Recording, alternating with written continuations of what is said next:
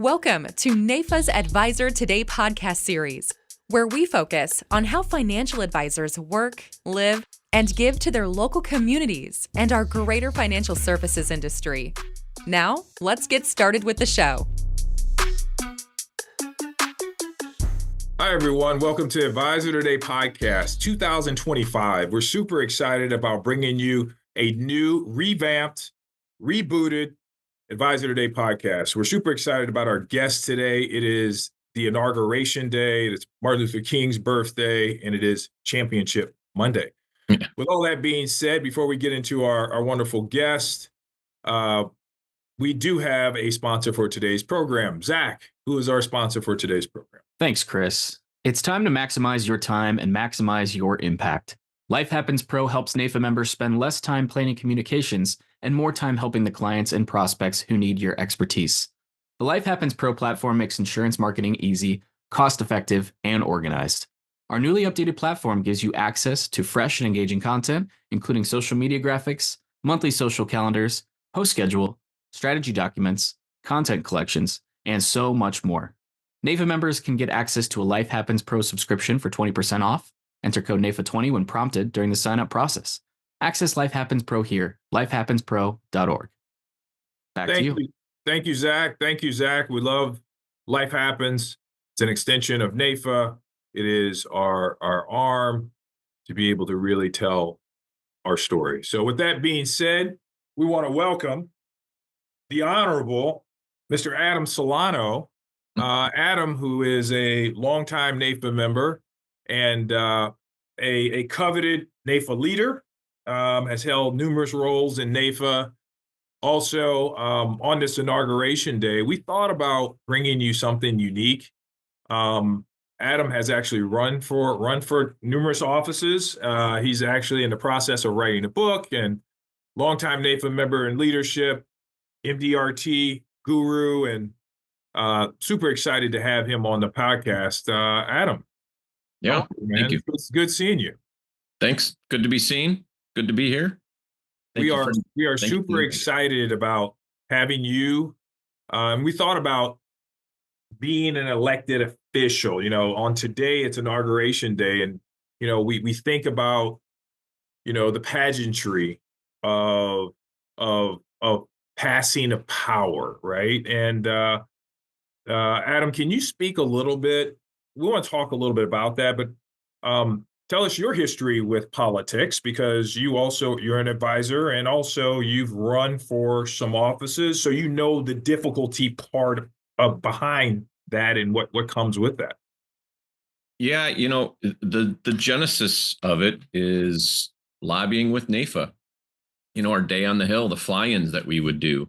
And, it's fun just watching some of the preliminary things on the inauguration day today, seeing different parts of the Capitol. And you're like, I know that building. I've been in that building. I met with that person or their staff. And it was an awesome experience to be able to represent, our colleagues and our clients, not just in Springfield, Illinois when we do it, but especially in Washington, D.C., and bring what we do and how we do it there, give them some insight and understanding to what we do on a day-to-day basis and what our clients are thinking and feeling and struggling with. And that's an awesome responsibility. And it really sparked in me. I ran for student senate in college, so I had a little bit of experience doing that, at least running for office and being public about it and trying to convince people to vote for you. So it really reignited some of that passion that I had for politics that I really didn't think I don't think I have a passion for politics. I just have a passion for representing, like we do with our clients. And so it was really an interesting intersection for me to move from lobbying and advocating to running for a position. And the first two times I ran for those of you keeping track at home, I've lost twice, but it's fun. I really enjoyed the process. It is an awesome responsibility, just putting your name on a ballot. It's a very scary thing, having the interviews on TV, with the newspapers, having an opponent that doesn't like you. My first opponent, we've actually become good friends. So, when you get past some of the stuff and you see, it's like, oh, that guy's got a spouse, he's got kids, he runs a business, blah, blah, blah. you get to see the human person, but it was a lot of fun, and but a lot of stress. I like to say gladiator levels of stress, but a lot of the things that we do day to day was so transferable and applicable to running for office. It was I had a real advantage, to be honest with you, a real advantage over other people, and no one knew me in the political groups, and to be able to step in and bring a level of professionalism that I learned from our profession to the table and have a lot to offer was it was fun, to be honest with you, right? And I thank NAIFA and I thank MDRT and my colleagues who have sharpened me over the years. Adam, you've always been a very political like figure in our industry, right? You mentioned that I mentioned that you were in leadership. Tell us a little bit about the leadership you've had in NAIFA. I mean, you've done a lot of things. Yeah, back when there was a NAIFA Chicago, I was past president now of NAIFA Chicago, which at the time was the largest local in Illinois, and then after that became president of NAIFA Illinois. Served on some national committees. I think one of the first national committees I served on was the National Membership Committee back in, I don't know, 2003, 2004, something like that. Jeff Taggart was running it. Jeff's no longer with us, but he was a great man, a great leader. So yeah, I mean, I've had some unique positions and from a national level and then on the local level, helping NAIFA Chicago, NAIFA Illinois, and then kind of being part of that process where the locals had kind of outlived their utility in our profession and things were a little bloated. And, you have this mechanism, this local structure that's still important, but not to the magnitude that we had it, because it just couldn't sustain and support the number of members. So kind of helping lead that. I know Kevin Mayu was, a catalyst for that. And I kind of helped institute and implement that here in a state and local level. It was hard. It was hard work. I learned a lot in that process, and you made some friends, and you lost a couple too, to be honest with you. It's politics, right? It's political in nature, right? Sometimes in politics you could be friendly with people before you walk in the room, but at the end of the day, difference of points of opinion and seeing things differently is super important. We asked JDR, who is a wonderful NAIFA member and NAIFA trustee, to join us today. JDR's got some questions for you because he understands the political game, because JDR has served as an elected official, and we love him for that. And he also is a NAIFA member. So JDR, what kind of questions might you have for Mr. Solano? Adam, again, good to see you again. I always love seeing your face at NAIFA functions. You bring a lot of joy into the room, and you always have a way of encouraging others. So again, thank you for taking time to join us today.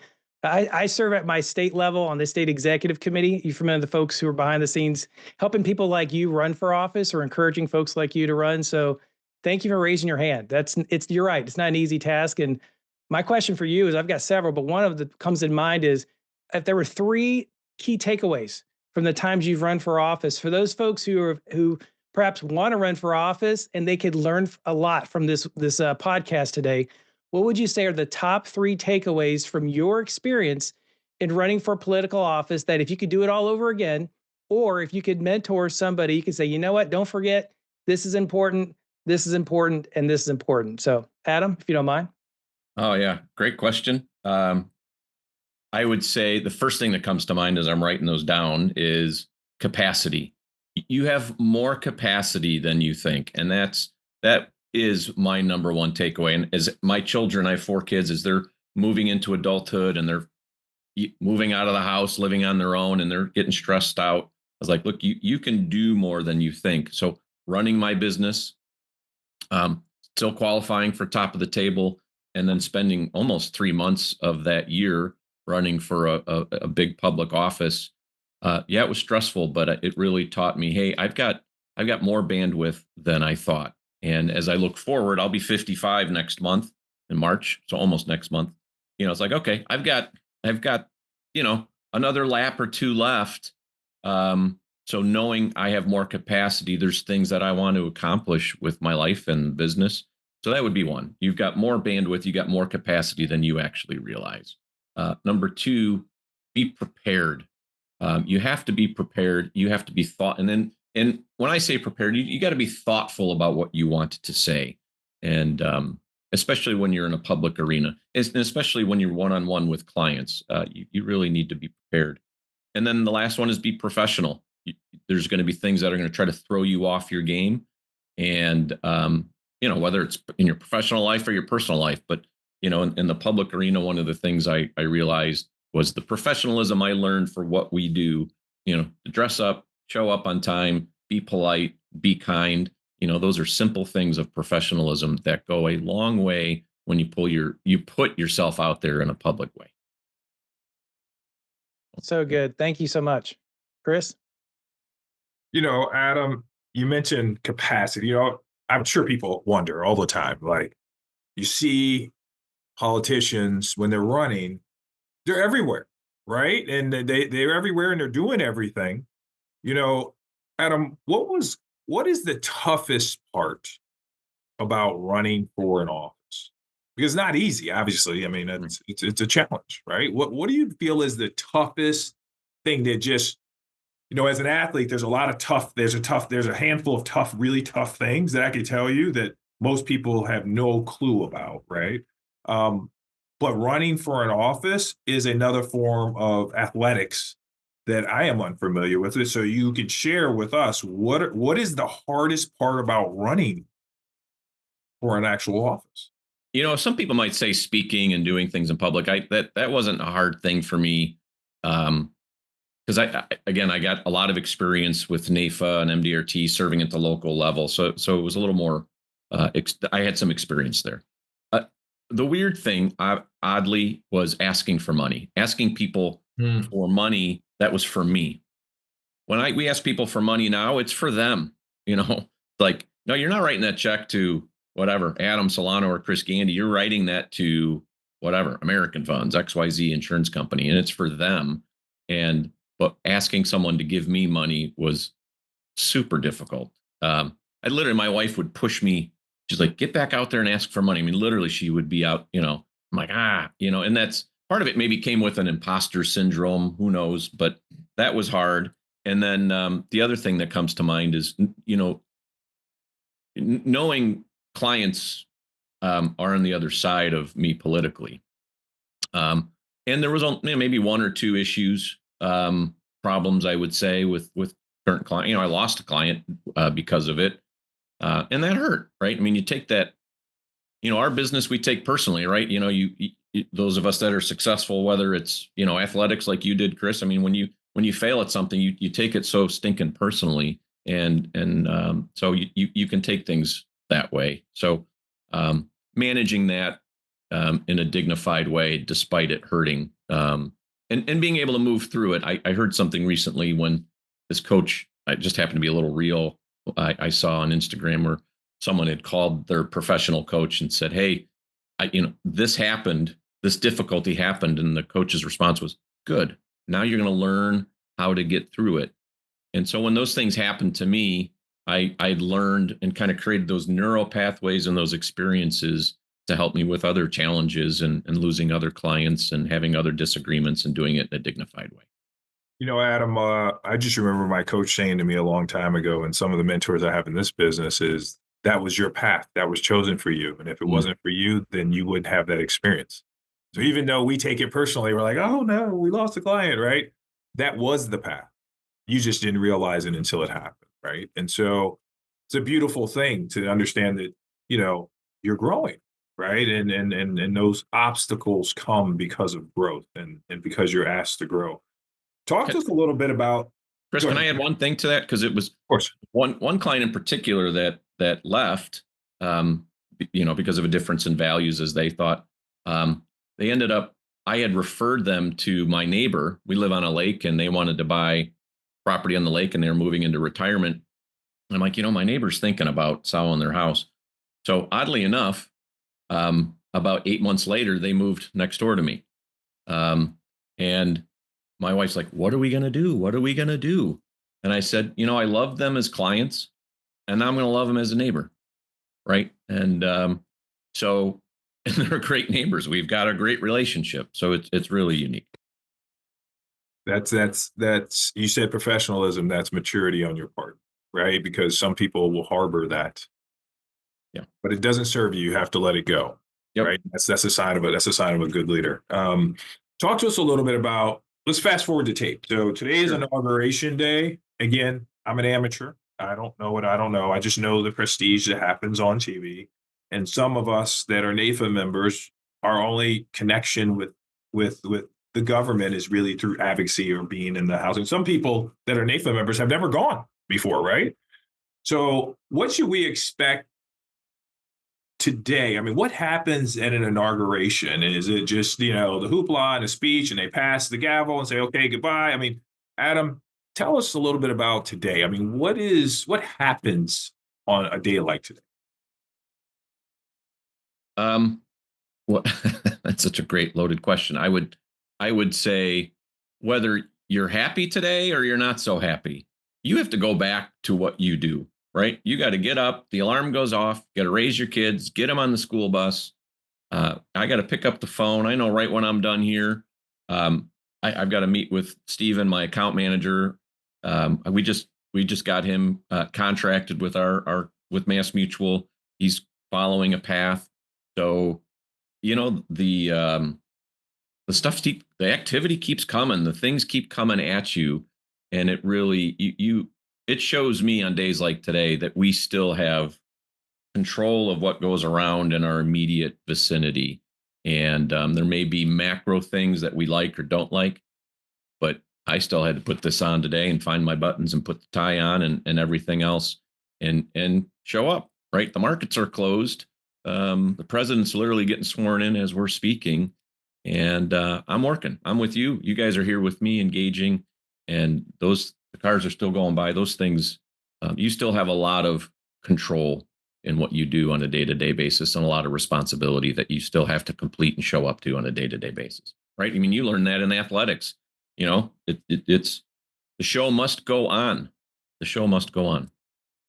You show up, and you show out, right? And at the end of the day, our clients expect us, regardless of who is the president, regardless who is in the Senate, regardless of all those things that are happening that we don't have control over, right?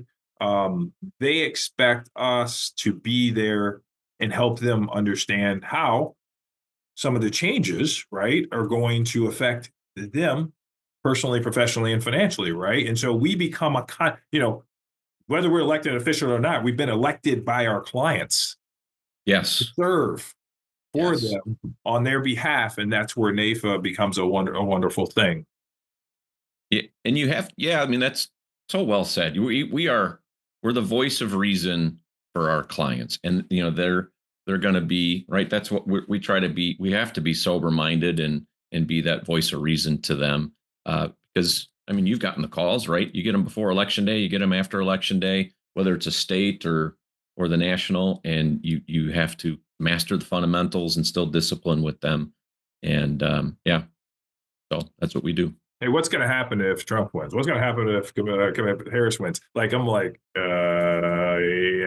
Stick to the path, right? It's like, what happens if there's a field goal from 50 yards? And guess what? Stay ready to throw a 90-yard touchdown. So then stick to the path. We have a plan. Stick to the plan, right? JDR. So switching gears a little bit, Adam, you live in an amazing community.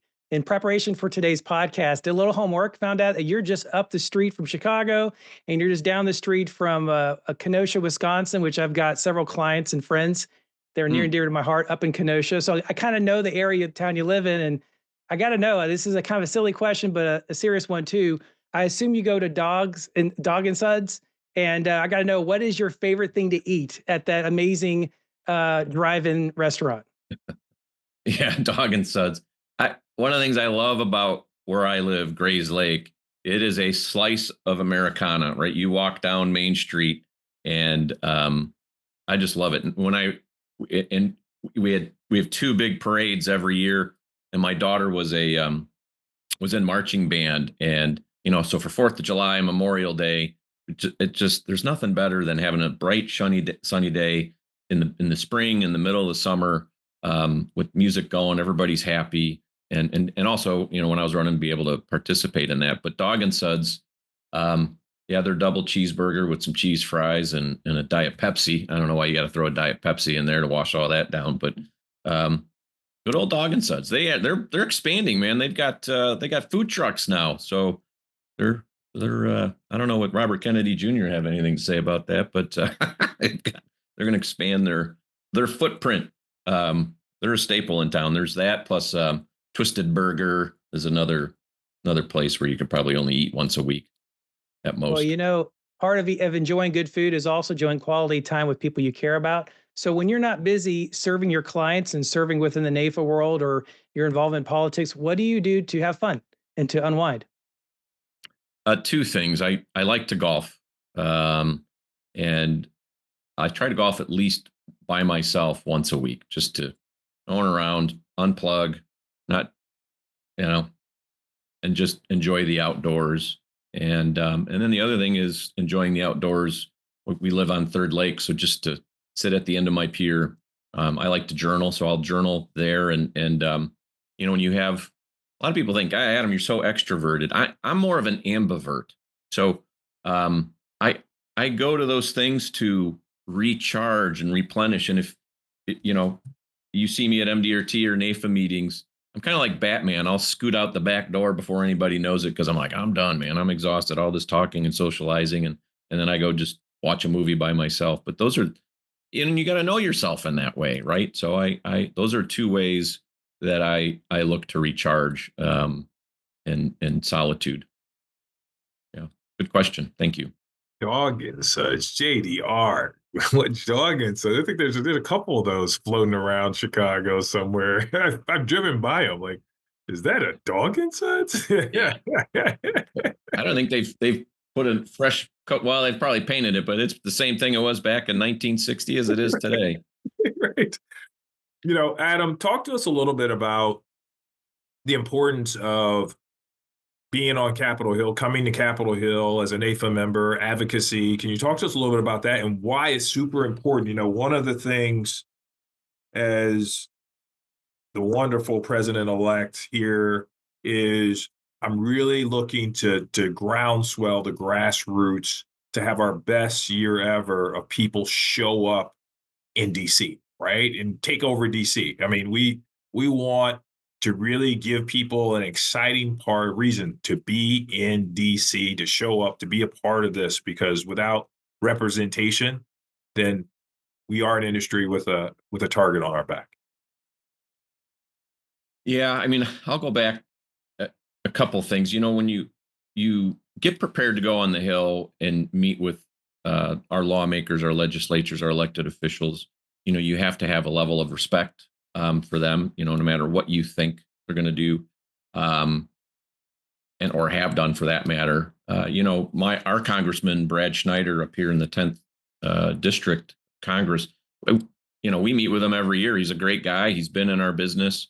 And so you can find friends and allies, even if you don't think you align with them, because there's, and having gone door to door and knocked on whatever 5, 6, 7,000 doors, more people are in the middle. But when you go on the Capitol Hill, you really need to know you're representing two people. You're representing yourself and all of us, but also our clients. And you really have to speak to both of those. You can't just be in those meetings with self-interest. You got to talk about our constituents, right? Our clients are our constituents, and it's important to go in and advocate for them and what's going on, and bring the pulse of Main Street to Washington D.C. and our elected officials are open to doing that. So it's a great experience. If no one's done it that's listening, that's a must. You absolutely must do it. Hey, Adam, can you comment though on how important it is to get involved with even if you can't come to DC? Right, I've shared with everyone, contact your local congressman, senator, local representative, and schedule time to go see them, to tell them why it's important that our industry exists, right? And the lives we're changing, right? So, how important is that? Because everybody can't come to DC, right? Yeah, there has to be some activity that you have to do within our line of work from an advocacy standpoint, whether it's just giving to IFA PAC a little bit of money, going to, we've got a luncheon coming up actually next, I think it might be this Friday actually, where we're meeting with state lawmakers. So there's plenty of opportunity to just dip your toe into it, and become comfortable with it. Because once there's a level of comfort, you can do a little bit more there. But it's critical whether you're giving money, you're giving time, you're voting in local elections, and I'm sure, I know John Wheeler says this often, but it really summarizes um, the heart of it, right? If you're not at the table, you're on the menu, so to speak, and not so to speak, I mean literally. So it's probably one of the most important things you can do.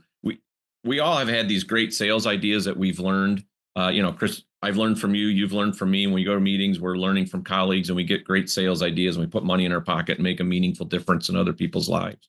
But you have to also tie that into the love for our profession, our level of professionalism, and what we do for others, and get involved politically. Even if you hate politics, it's not about politics. It's about maintaining what we do, how we do it, when we do it. I started the business 1993, so what's that going to be? 32 years or something like that. In 1996, they passed the Financial Services Modernization Act. The business has totally changed from that one piece of legislation. Everything that we do changed from that one bill. And then there's been many successive ones. And we have to, if we're involved and we're getting impacted, and so are our clients and our products and our resources, we have to be involved. Hey, Adam, you talked about, I'm going to coin that, the Pulse of Main Street. JDR, we're going to get some shirts, the Pulse of Main Street. We're going to get those when we go to Capitol Hill. That's going to be awesome, right? The pulse, right? Because without a pulse, you're dead. I like that, Adam. So we are officially coining that. So Zach, behind the scenes, we want to make sure we take that and run with that. That's going to be an Adam Solano soundbite, right? So we're gonna have some fun. We're gonna have some fun with that. Adam, talk to us a little bit about the word on the streets, man. Is you're gonna share now. You're ready. You're at the point in your career where it's time to share some of the knowledge, some of the opportunities, some of the ways you've kind of did your thing, has been successful, top of the table guy, right? Everybody wants to know how they can make more money, but the word is you're going to be possibly sharing a book. A book may be coming out. Tell us. You heard it here first. Yeah. If had a couple of political runs that got in the way of me finishing those things, but I came up with an idea with our friend John Nichols, who's past president of NAIFA, and he's actually going to be president of MDRT this year. So go to Miami for the annual meeting. And I started doing work. They have a thing called work-life balance. And so I'd given some talks and written some articles about it. But I wanted to be able to speak a little bit more. In our business, we're always trying to take complex things and simplify it. Right. So a client can get it and talk to the husband and the wife can have a meaningful conversation about money without getting overwhelmed by, standard deviation and all the other stupid stuff. And so I really wanted to do that with work-life balance because it's very complicated and it's so nuanced. And it if you have work-life balance, it exists maybe for 2 seconds in your life until the phone rings or something else happens. So I came up with a phrase called MDRT at the office, top of the table at home.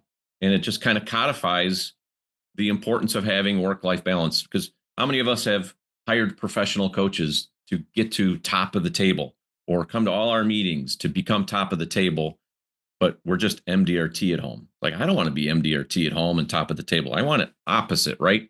And now, if I can use the term, now I'm kind of moving out of I call it the chest thumping years, the warrior years, more into the legacy years of my life.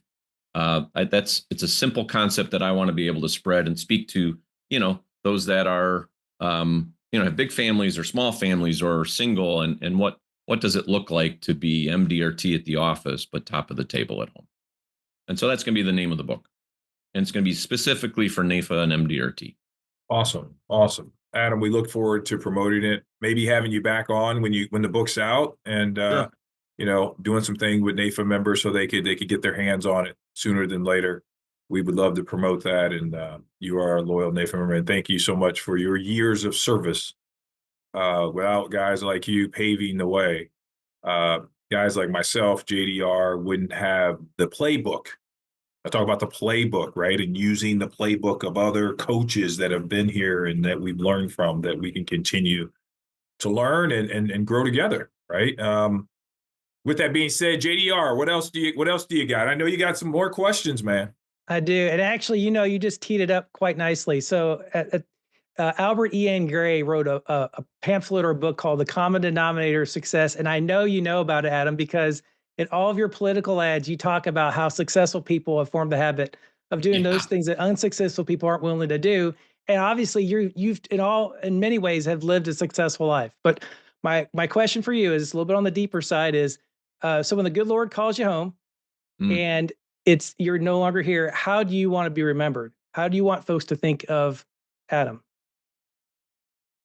I just want my kids to, remember me, and the things that I've done. And it's hard. Anybody who's listening to this, when you're a parent, it's hard to, your kids, they all run to the door when they're little. And then when they get older, they don't greet you at the door anymore. And then when you get a little bit older and they're going on in their life, you want to be able to instill some wisdom. So my deepest goal or wish would just be for my 4 kids to say, yeah, my dad helped me. Whether I get elected to office, all that other stuff, that's really fine. But, we find a lot of dignity in our work. And this might tee up I'm writing a book on fatherhood. I'm sure it's a deeper dive. And one of the things, that as dads and moms, but I'm a dad, so I can only speak to that. Being a father is, the work that I do, I don't want it to trip up my children, right? I want it to propel them. And so that would be my goal, that someone says, oh, your dad was Adam and he did this or that. And they're not inhibited. They're not impaired by me, that they become more and I become less. And that's the goal. And that's tough, right? That's really hard. Same with succession, in our business. I think one of the main issues we have with advisors is they can't become less. They have to hold on to everything. And it's really, really difficult. And now I'm in the grips of grappling with those issues. But, if my wife and 4 kids can say I was a good man, right? I buried 4 friends in the fall. Serendipitously, they all just kind of passed at the same time. And, you hear each one of them where their kids were like, Dad was a good man. And at the end of the day, that's it. So, if you like me or Chris likes me, that's fine. But it's the ones that you raise that are your flesh and blood that you want not approval for, but I think, that's your legacy, right? That answer your question, JDR? I wish it does. I wish I had a name where someone could rattle off my initials as my name. I mean, JDR, that's how cool is that to walk around? Well, what's your middle name, Adam? And we can make one today. What's your It's Anthony. Adam so Anthony. you're AAS, is that right? Yeah. It just doesn't roll though. It just JDR rolls, right? So Well, I appreciate you not only sharing your story, but also your heart with us, because I know our listeners, they want to know not just a head level conversation, but a heart level conversation about you and what makes you tick. And I sincerely appreciate you, sharing your drive as a father, as a producer, as a business owner, and being successful in all those different areas. It's not easy, but it's definitely worth it. So I appreciate you sharing. Well, thank you for taking the time to being prepared and, stalking me on the internet in professional ways. So that means a lot, to be honest with you. You guys, this has been a great experience, and I love NAIFA, man. I love it. Great people. Hey, Adam, you can recoin that, and we are professionally persistent. That is what we are. We are professionally persistent. So, Adam, talk to us a little bit about, and then we're going to go to lightning round here. Talk to us a little bit about succession. You've made some acquisitions over time. I've heard you talk at Taste of MDRT about your experiences doing that, right? And how some failed and some didn't work out. How important is it for us to leave the industry a little better than we found it, right? To start thinking about, because we don't know when that day is going to come.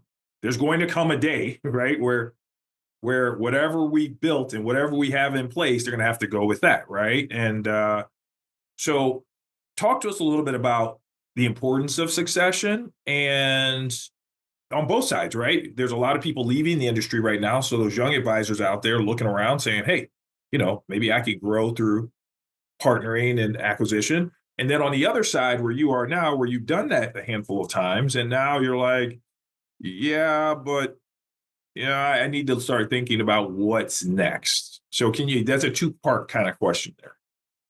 Yeah, the hard thing is blending the emotional heart component, and we've talked about heart on this today, the heart of it. And my business was my firstborn child, right? Claire was born in 1998. Lakeside Financial Group was born in 1993. It was my first kid. And this child will never emancipate unless I let it go. And I didn't learn that and know that until there was Dick, there was Jerry, there was Mickey, there was Bob, there was Dave. I'm missing one person. And I saw in some of those deals, if you want to call them, that they waited a little long. They didn't want to let it go. They didn't want to let that child emancipate. And if learned from my work with NAIFA, specifically NAIFA, none of those opportunities would have presented themselves. And it was because of what I did with our professional association that, because I didn't ask for any of those. They all approached me. And when I look back on those, my predecessors, they had businesses like mine, right? They were kind of 1-man, 2-man shops, had, maybe 1 or 2 staff. And I think the big difference now with technology, a lot of the industry is moving to teaming and to firms. And so incorporating my experience, taking practices over, turning them around into now this teaming structure, this firm-based basis that we have going on culturally in the industry. So it's a little more difficult. And I don't have a lot of, I had to stop at a payphone when I started this business to get directions if I had got lost. I didn't have, Siri showing me the way. So I feel like I don't have a lot to offer, so to speak, with someone that's new coming in, because the way they prospect and meet people and even meet online is it's so different. And even the way that we're working is very, very different. So it's a challenge. It's a challenge, not just with all the psychological components, the personal components, the control, right? We're all part of it. Why those of us in this business are successful is we're good at being control freaks and kind of letting go and understanding that I'm trying to accomplish something more than just being number 1, number 2, or top 10 or whatever it is on the list within your agency and your goal. I'm trying to accomplish something more. And there was a colleague of mine with the current agency that I'm with that spoke, Mass Mutual Agency, that spoke last year. And he's like, you know what? I just decided to give that account to my junior associate, and I didn't want anything. And that was the one thing I learned. I was like, I want to know why, Kevin, why did you do that? And as soon as he said, I don't know, but I was trying to do something more that wasn't about money. And that's really a significant component of it. If you're just focused on the revenue and the money, you're going to miss the heart of a deal, and you're going to go to acquisition, and you're going to miss the heart of adoption with a lot of people like me who feel very personally and very protective of my business and my clients and the hard work that I put into this for the last 32 years. So. Awesome, Adam. You know what? I'm telling you, we got to have you back, man. This is. I know I talk too much. Sorry. I love the look. I love talking to you. You have years of knowledge, 32 years, and It's a testament to your commitment to yourself, the industry, and a higher calling. So thank you so much. We're gonna move to the lightning round. I wish we had enough capital so we can have like lightning rods and like graphics and all those kind of cool things. We don't have that, but we're gonna move to the lightning round anyway. So Adam, in this round, basically what I'm going to do is I'm going to ask you questions. It's spitfires, like you and I sitting around having a beer and said, "Hey, Adam, so what do you think about this? What do you think about this? What do you think about this?" And so we'll start with things, but there can be things that you pretty much know, Adam. So just relax. We're not asking you, And now I'm nervous. Yeah, nothing.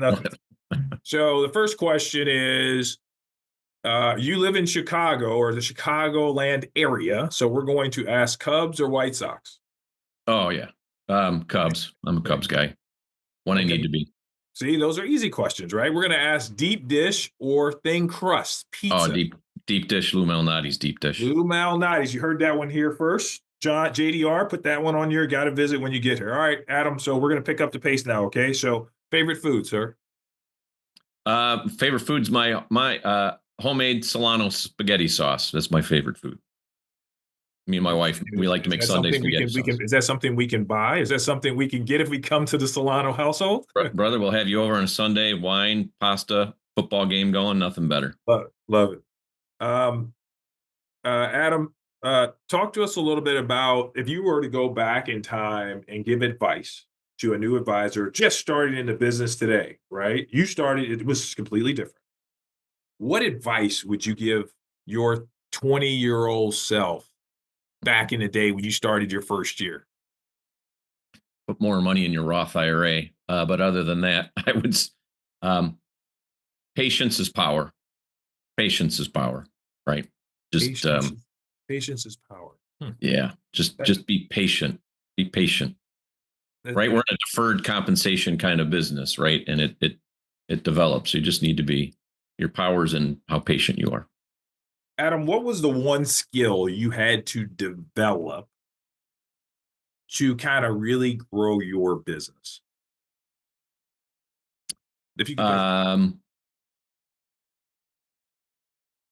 oh boy, that's a good one. Everybody says prospecting, and I would say prospecting is certainly it, but I would say more recently, if I look back the last 10, 15 years, it's really technical knowledge. You got to prospect. Those are the things that you need to do if you're a younger agent, or advisor. But once you have clients, you really need to increase your technical skills and your knowledge. So I would say that because that's something I've been working on deliberately over the years, last 10, 15 years. You have this responsibility. You have to be able to meet it with your knowledge of your technical knowledge of our business, what we do. Okay. Your proudest moment in the industry so far, sir?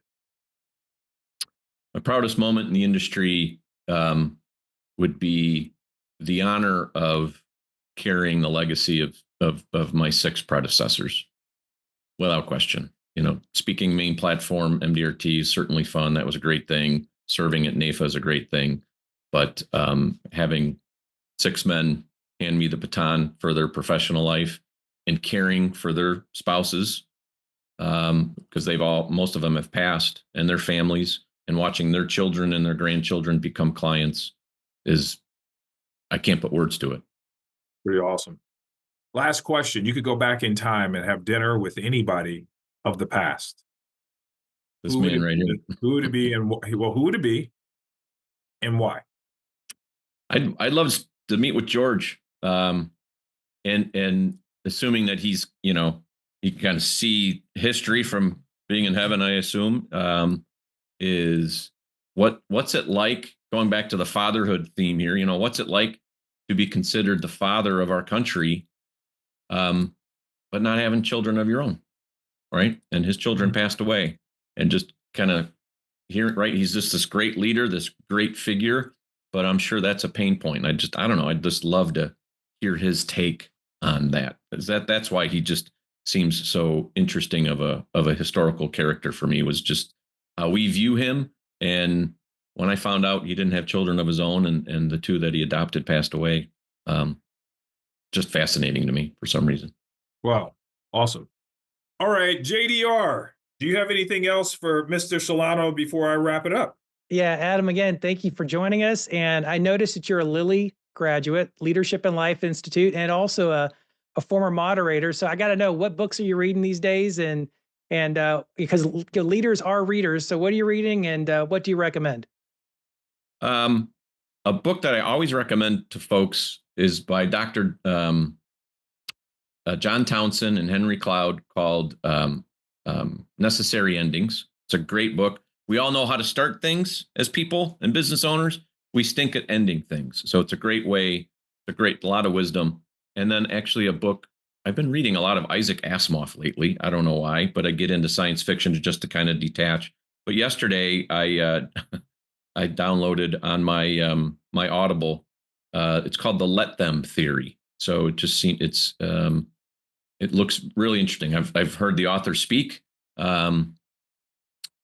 It'd be hard for me to explain it, but it's called the Let Them Theory. And a quick tip on reading books: if a friend of mine's become an author, and he's actually, he might have a book, or he might have a movie made out of a couple of his books.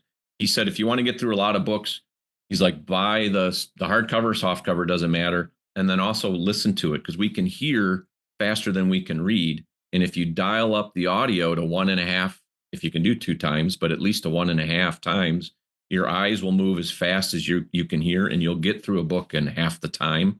And you actually retain more of it, because you're using 2 senses, your sight and your audio, to take in the information. It's called immersive reading. One of the best things that I've used to consume materials over the last 2-3 years. Awesome, Adam. Adam, thank you for being on. JDR, thanks for co-hosting this wonderful podcast. Adam, we appreciate you. We love you, brother. Thank you so much for your service. We can't do the industry without you. You know, you have been a staple in the industry and have been a leader. I know a lot of people industry-wide, especially advisors, look up to you and say, I want to be like Adam Solano. So I will tell you that a lot of people are proud of you. So thank you so much for your service. We look forward to your future with NAIFA, MDRT, and all the things in the industry, and seeing you shine. So thanks, everyone, for tuning in to the Advisor Today podcast, where you hear the voice, as Adam said, the pulse of Main Street. And with that being said, we'll see you next week, same time. Take care of each other, take care of yourself, and have a wonderful day. See you around. Bye, guys. Thank you. Thanks for joining us for NAIFA's Advisor Today podcast series. Make sure to subscribe to get future episodes. And if you're interested in coming on the show, let us know.